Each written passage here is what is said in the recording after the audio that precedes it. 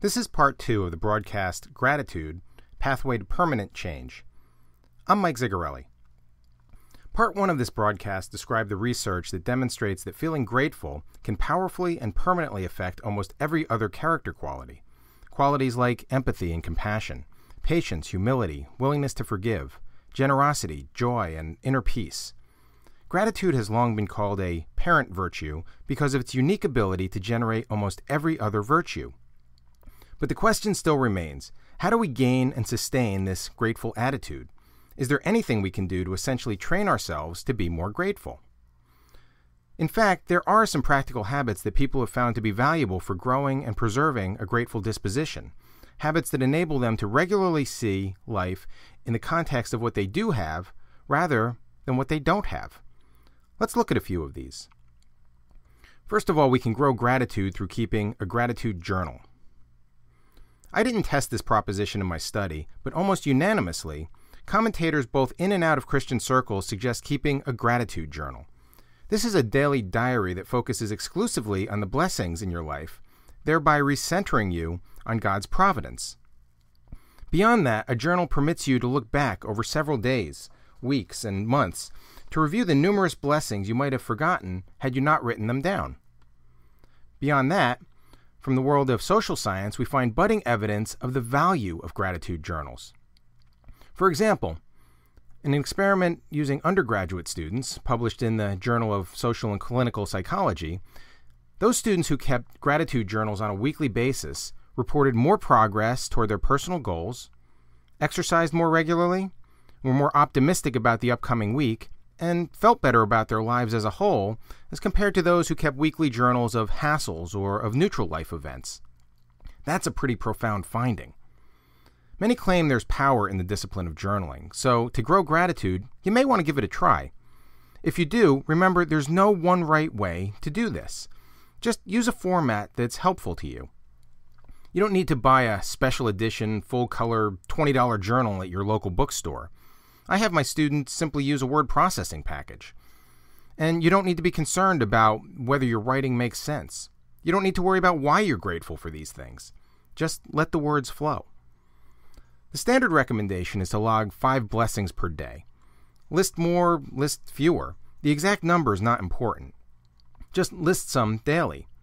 For the first couple days, the blessings you list may be a bit repetitive from one day to the next. Over time, though, people generally find themselves including in their journal many new and formerly unrecognized gifts from God. No one can say what you'll discover through this process. However, one thing is almost certain. Through keeping a gratitude journal, you'll probably grow your gratitude, and through that, you'll likely grow many other character qualities as well. Here's a second practical recommendation. Grow gratitude through the disciplines of periodic fasting and confession of sin. I should note at the outset of this that one can certainly grow gratitude without fasting. In fact, looking at the most grateful 1/3 of Christians in my study, a high percentage, 78%, say that they do not fast regularly. But I also found that fasting is one of the practices that can help cultivate a strong and persistent feeling of thankfulness. We see from this chart, from the Cultivating Christian Character study, that people who have lower levels of gratitude are not in the habit of fasting. Typically fewer than 10% do this. People who have higher percentage or higher levels of gratitude are much more likely to be fasters, up near 30 or 40%. In fact, by the time we get to the high end of the gratitude spectrum, about half of these most grateful Christians say they've made periodic fasting a habit. This finding is consistent with traditional Christian theology, which regards fasting as, among other things, a reminder that we do not live by bread alone, that it's not food that sustains us, it's God. And as we recall that teaching anew, through fasting, we may feel more appreciative and more grateful to our sustainer. It's easy to experiment with this phenomenon for yourself. Just try going without food for a day, and instead, use your mealtime for prayer or some other God-centered activity. You'll likely enhance your appreciation for the gift of food and the sustenance of God. Perhaps you'll also better appreciate the other things that we take for granted as well. As you can also see from the chart, the same positive linkage exists between confession of sin and gratitude. Why would this be? Well, it's likely that regularly bringing our sin before God reminds us both of our flaws and God's grace. The combination of contritely admitting sin and knowing it has been cleansed will almost automatically generate feelings of thanksgiving. The relationship works the other way as well. A strong spirit of gratitude toward God leads us to greater willingness to bring our sins before Him, which then leads to more cleansing, which then leads to more gratitude on our part, which leads to more willingness to bring our sins before God, and so on. It's a theory of an upward spiral, a theory that's now bolstered by this finding of a positive association between confession and gratitude. This study also found a connection between remembering the poor in one's prayers and growing in gratitude.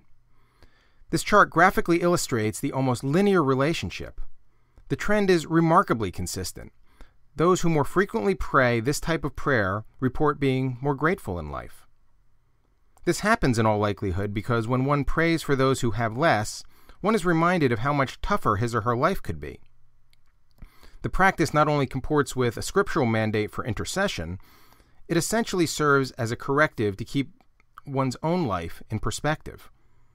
Our frame of reference becomes the impoverished widow, the hungry child, the jobless father, the disease-ridden infant, the refugee forced from home by war, the third world neighbor without electricity or running water.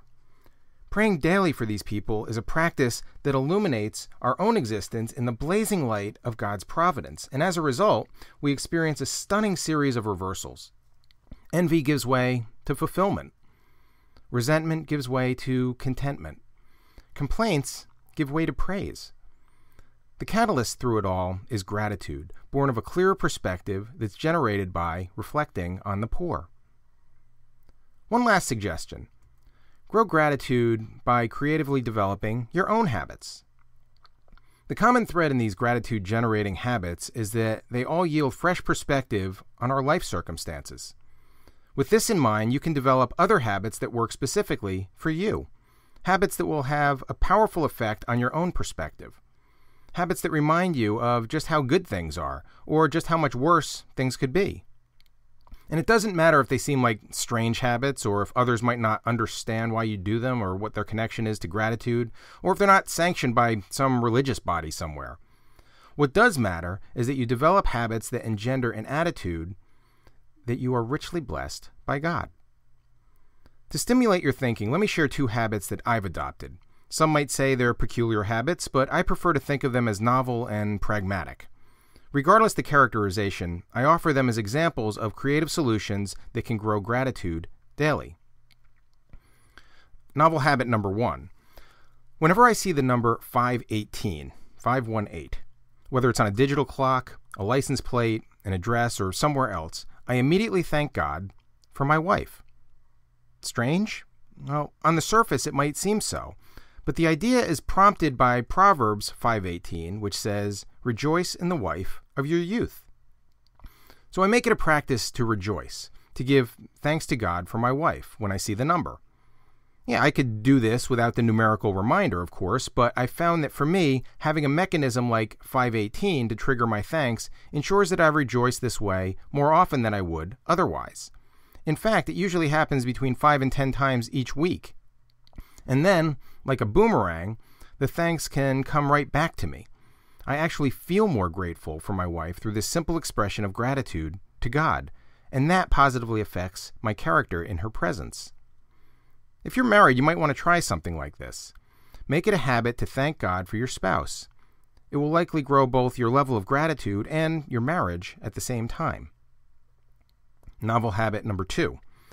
This sounds morbid, I know, but it works remarkably well for me. I've made a habit of scanning through the obituary section of the newspaper every day or two.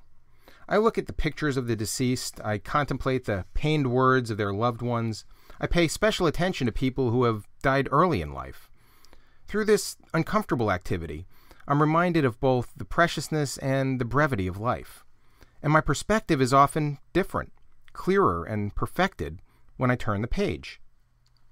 In a similar vein, I've tried to pay closer attention when I hear or read some news story about people who have little whether they're local folks or people on the other side of the world. Occasionally, I make time to visit some websites that illuminate the plight of those in dire straits. As I do, I make mental notes of the statistics cited on such websites. For example, 800 million people in the world suffer from malnutrition and hunger. 24,000 die every day from hunger or hunger-related diseases. This strategy is essentially the same as with the obituaries. I try to expose myself to moving reminders that I am exceedingly blessed.